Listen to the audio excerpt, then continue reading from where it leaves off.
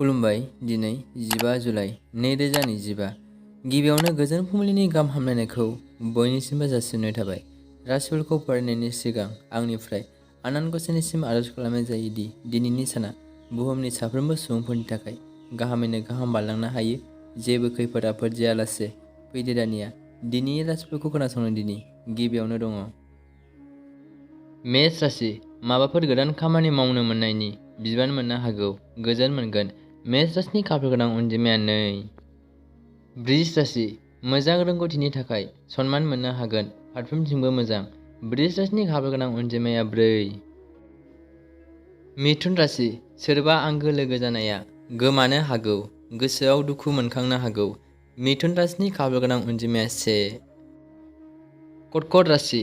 थाखानायनिफ्राय बांसिन दोहोनखौ मोननो हागोन, जेखि मावा मुलाम्फा बांगोन, मोजां सम। कर्कट राशिनि खाफाल गोनां अनजिमाया 2।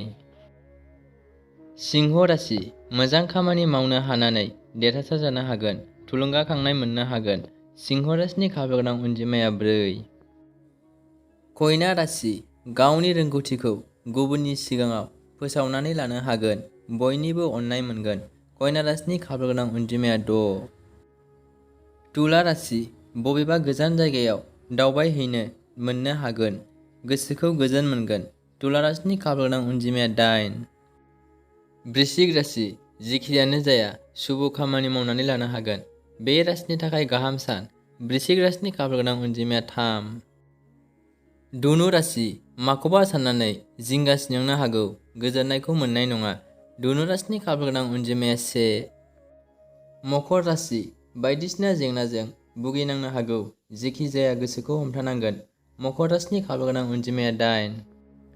कुम्भ राशि। माखौबा लानानै गोसोआव गिखांनाय मोननो हागौ, गोसोखौ लोरबां लानो नाङा। कुम्भ राशिनि खाफाल गोनां अनजिमाया 4। मीन राशि।